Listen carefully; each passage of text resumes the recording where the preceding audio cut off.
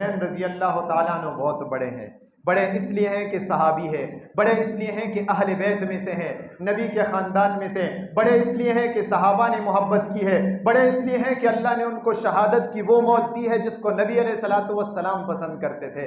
इसलिए हज़रत हुसैन बहुत बड़े हैं। मेरे मोहतरम भाइयों और दोस्तों, मैंने अर्ज़ किया जब मुहर्रमुल हराम आता है तो हुसैनियत और यजीदियत की जंग शुरू हो जाती है, जंग शुरू हो जाती है। हर आदमी कहता है मैं हुसैनी हूँ, फला यजीदी है।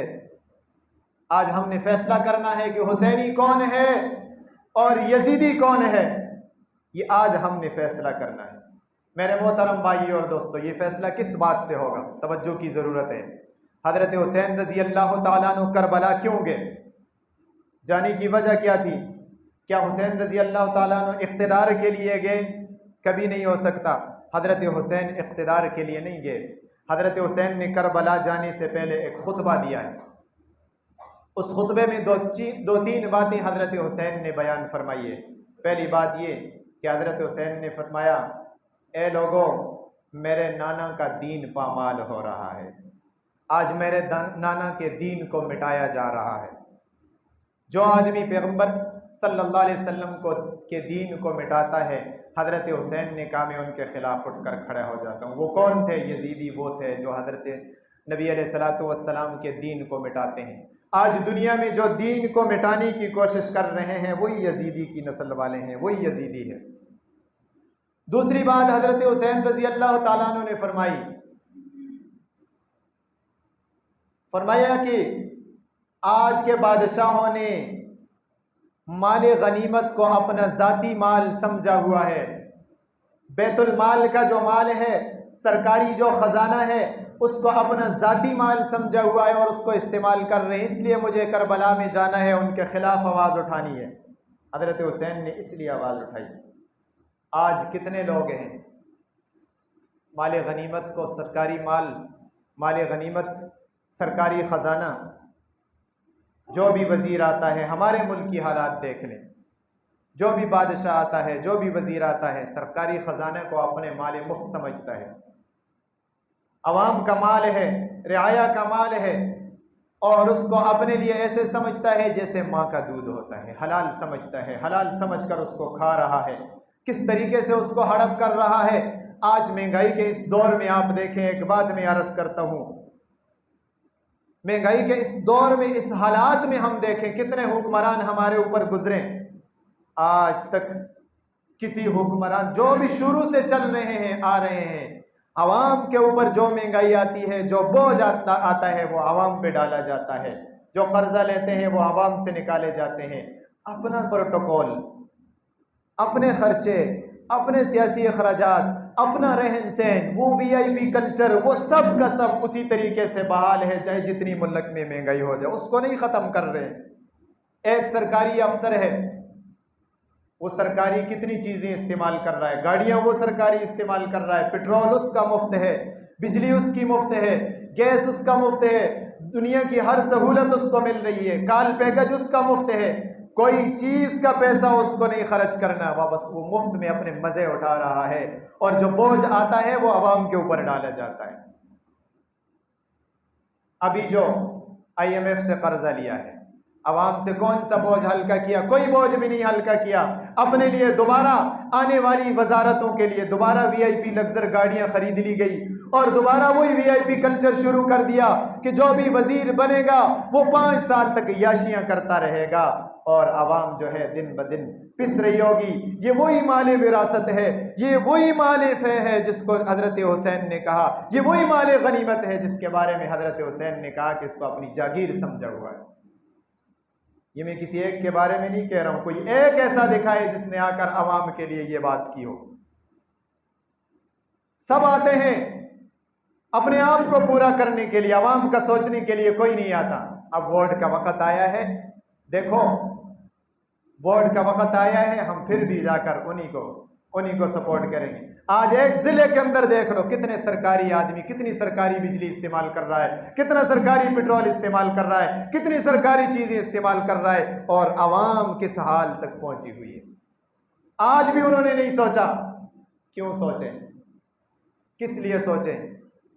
जब आवाम इलेक्शन का वक़्त आता है तो आवाम फिर भी लब्बैक कहकर उनके आगे खड़ी होती है और ऐसे लब्बैक कहती है कि एक को लीडर बना लेती है, उसको फिर, अगर मैं ये कहूँ तो गलत ना होगा, उसको फिर बहुत बड़ा दर्जा दे देती है। अगर कोई दूसरा उसके खिलाफ बात करता है तो झगड़ने पर उतर आती। किसी ने नवाज शरीफ को लीडर बना लिया, फिर उस पर कोई आंच नहीं आने देते, कोई आंच उस पर नहीं आने देते, फिर उसका दिफा हर जगह करते हैं। किसी ने इमरान खान को लीडर बना लिया, फिर उसका दिफा हर मोड़ पे करते हैं, चाहे कितनी भी उसमें कोताहियां गलतियां हो। कब तक ये दिफा करते रहेंगे? कब तक हम ये करते रहेंगे? इतना दिफा करते हैं, इतना कभी हमने हुसैन का दिफा नहीं किया। इतना दिफा करते हैं, इतना कभी हमने अबू बकर का दिफा नहीं किया। एक मुसलमान होने की वजह से अपने सियासी लीडर का दिफा कर सकता है, मेरे हुसैन का दिफा क्यों नहीं कर सकता? मेरे हुसैन का दिफा क्यों नहीं कर सकता? अबू बकर का दिफा क्यों नहीं कर सकता? अम्मी आयशा पर जब भूखा जाता है उसका दिफा क्यों नहीं कर सकता? सोचने की बात है ये। इसलिए हजरत हुसैन क्यों निकले थे? उन लोगों के खिलाफ निकले थे जिन्होंने माले गनीमत को जायदाद समझा हुआ था, माले गनीमत को अपना माल समझा हुआ था। दूसरी, हजरत हुसैन रजी अल्लाह ताला अन्हु क्यों निकले थे?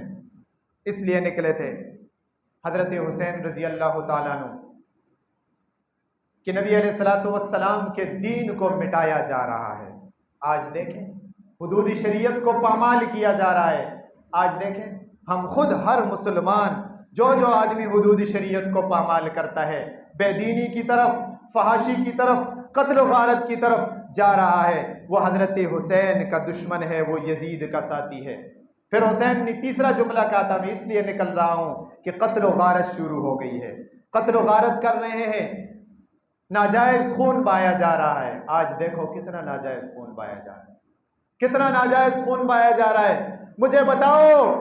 मुझे बताओ बाजोड़ के अंदर उस बच्चे का क्या गुनाह था जो कुल्फी बेचने के लिए जलसे के अंदर आया हुआ था?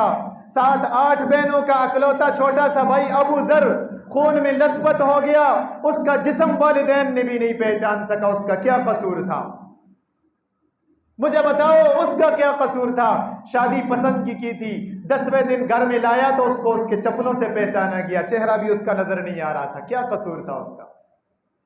मुझे बताओ, एक इस्लामी जलसे के अंदर इतने लोगों के खून गिराने में मुसलमानों का क्या कसूर था? आज हम इस बात को सोचें। हजरत हुसैन इन्हीं यजीदियों के खिलाफ निकले हुए थे।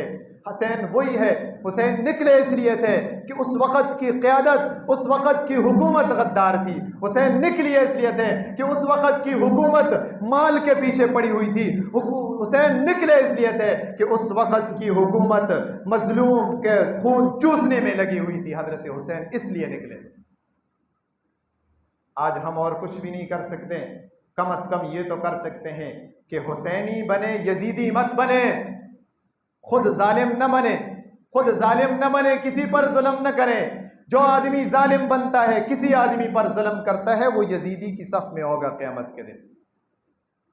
और एक अजीब बात, हुसैनी बनो। हुसैनी वो था जिसने करबला में भी नमाज नहीं छोड़ी, अपने दीन पर आ जाए। हुसैनी होता है वो दीनदार होता है, यजीदी होता है वो दीन का दुश्मन होता है। आज हम दीन से दुश्मनी कर रहे हैं, दीन से दूर जा रहे हैं, ये हम हुसैनी नहीं बन रहे। आज फैसला ये है कि हुसैनी वही है जो हुसैन का तरीक़ा इख्तियार करता है। हुसैन ने ज़िंदगी में 25 हज किए, जो 25 हज करता है, जो एक हज जिस पर फ़र्ज़ है वो करता है, वो हुसैनी है। हुसैन ने करबला में नमाज नहीं छोड़ी, जो नमाज नहीं छोड़ता वो हुसैनी है। हुसैन ने करबला में कुरान की तिलावत नहीं छोड़ी, वो जो तिलावत नहीं छोड़ता वो हुसैनी है। जिसने हज को छोड़ा वो यजीद था, जिसने कुरान को पसीपुश डाला वो यजीद और उसका लश्कर था। हाँ, जिसने मजलूम का खून बहाया वो यजीद था, हुसैन ऐसा नहीं था। हुसैन ने नमाज के लिए कितनी फिक्र की। आखिरी बात, करबला में नमाज हुई। एक बात मैं अर्ज करके बात को ख़त्म करता हूँ। नमाज का असर का वक़्त था। हज़रत हुसैन रज़ी अल्लाह ताला अन्हु ने उन दुश्मनों से कहा, नमाज का वक़्त है, मुझे मोहलत दो ताकि मैं नमाज पढ़ लूँ। उन जालिमों ने भी हज़रत हुसैन रज़ी अल्लाह ताला अन्हु को नमाज की मोहलत दे दी। लेकिन आप अंदाज़ा लगाएं, आज की हमारी फैक्ट्री में बहुत सारे मुसलमान होते हैं। कई लोगों ने मेरे पास आकर ये शिकायत की, कहते हैं मुझे इस वजह से निकाला कि मैं नमाज के लिए जाता था, कहता था हमारा काम खराब हो रहा है, हमारा काम खराब हो रहा है। आप टाइम पूरा नहीं देते, आप बीच में नमाज के लिए चले जाते हैं, हमारा काम खराब हो रहा है, हमारी पता नहीं क्या प्रोडक्ट है या वो है, वो पूरी नहीं हो रही।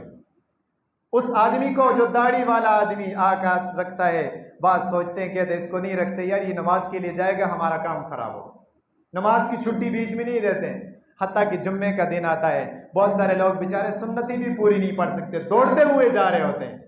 वहां हुसैन के दुश्मन ने तो हुसैन को नमाज पढ़नी दी, आज हमारे मुसलमान जो अपने आप को हुसैनी कहलाने वाले हैं, वो भी लोगों को नमाज के लिए नहीं छोड़ते। तुम्हारी फैक्ट्रियां बड़ी कुर्बान हो तुम पर, मैं खुल के इसलिए करता हूँ, फैक्ट्रियों वाले वहां के इमाम ये बात नहीं कर सकते, दूसरे दिन उनका बिस्तर गोल होता है।